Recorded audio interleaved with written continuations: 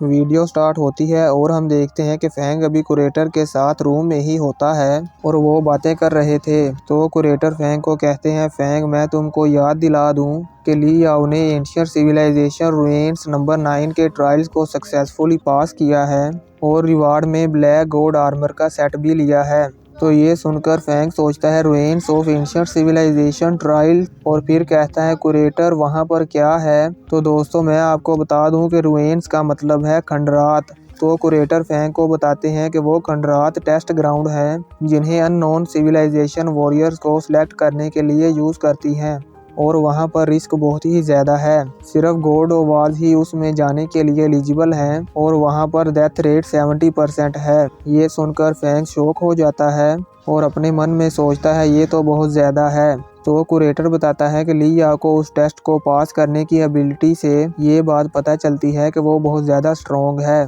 और उसका ब्लैक गोर सूट अपनी मर्जी से प्रोटेक्टिव शील्ड बना सकता है जब भी उसे खतरा फील हो और यहाँ तक कि वो सूट उसकी पूरी बॉडी को 100% कवर करता है।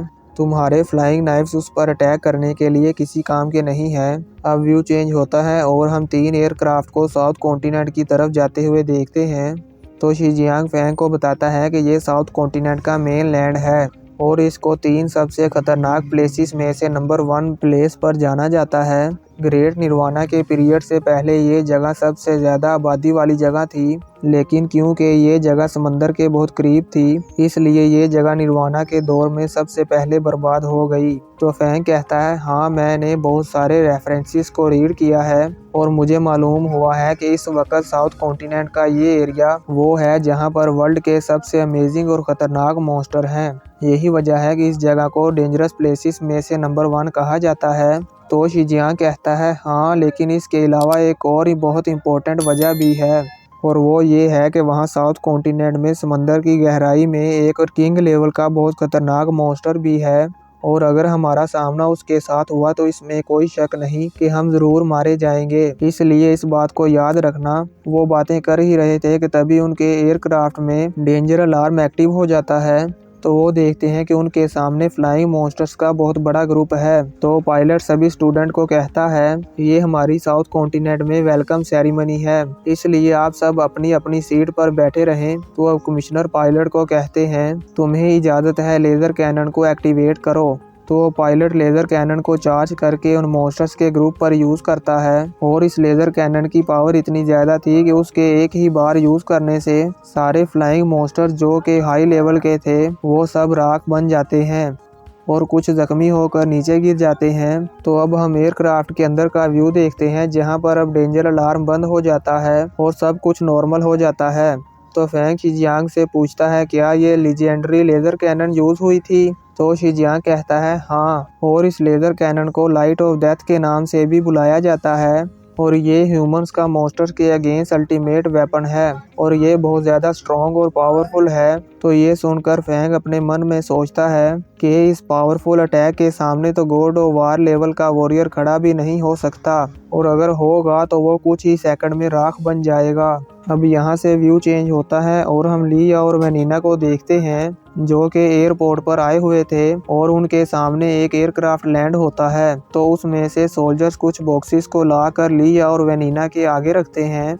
तो ली उन सोल्जर से कहता है इन बॉक्सेस को आराम से और ध्यान से रखो।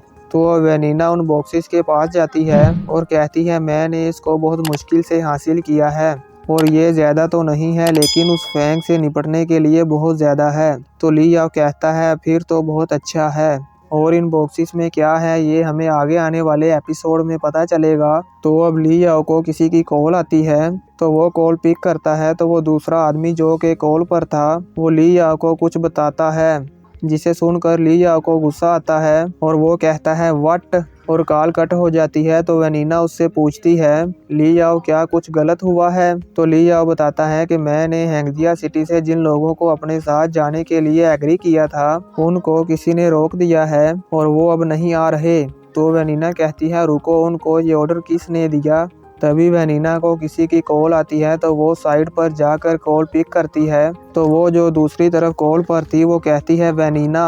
तो उसकी आवाज़ को सुनकर वेनिना उसको पहचान जाती है और कहती है इजाडोरा बोर्ड चेयरमैन। तो ये सुनकर लियाओ सोचता है कि HR अलायंस बोर्ड चेयरमैन, उसने इस टाइम पर कॉल क्यों की, जरूर कोई ज़रूरी बात होगी। तो अब चेयरमैन वेनिना से कहती है, वेनिना मेरी बात ध्यान से सुनो, मैं तुम्हें कभी भी फैंग की फैमिली को हाथ लगाने नहीं दूंगी, और अगर तुमने ऐसा किया तो बोलिनास फैमिली पूरी अलायंस से अपने खिलाफ पाबंदियां वसूल करने का वेट कर रही होगी। और कॉल कट कर देती है।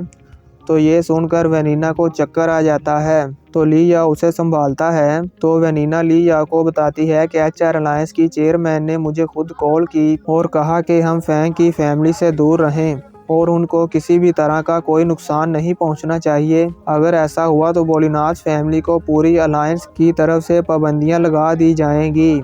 तो ये सुनकर लियाओ गुस्से में कहता है, ये इम्पॉसिबल है। बोलिनास जैसी न्यूक्लियर फैमिली के खिलाफ पाबंदियां, ऐसा करने के लिए उनको पूरी HR अलायंस पार्लियामेंट से वोटिंग करनी होगी। उसे अकेले ये डिसाइड करने का कोई हक नहीं है। तो वेनिना लियाओ को कहती है कि बोर्ड चेयरमैन ने ये कहा है, इसका मतलब ये है कि उसे पूरा यकीन है कि पार्लियामेंट का फैसला यही होगा। तो अब लियाओ कहता है, इस वर्ल्ड में पूरी HR अलायंस को सिर्फ एक नाम से ही हिलाया जा सकता है।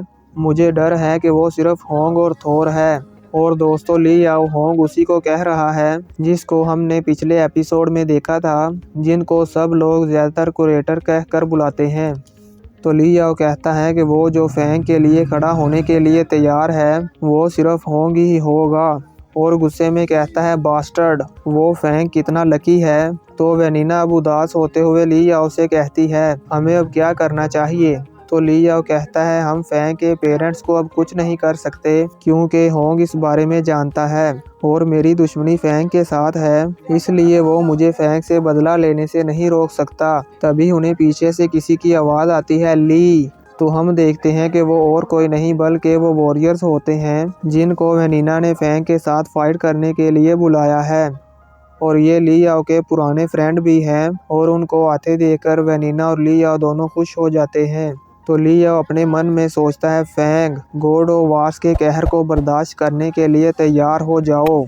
अब व्यू चेंज होता है और हम फैंग के एयरक्राफ्ट को देखते हैं जो कि साउथ कॉन्टिनेंट के जंगल के ऊपर से गुजर रहे होते हैं। और हम उस जंगल के कुछ मॉन्स्टर्स को देखते हैं जो कि काफ़ी डेंजरस और पावरफुल लग रहे हैं। अब हम फैंग को देखते हैं और वो यू इनके दिए हुए लॉकेट को देख रहा होता है और फिर गुस्से में अपने मन में सोचता है, लियाओ, मैं साउथ कॉन्टिनेंट में तुम्हारा वेट कर रहा हूँ।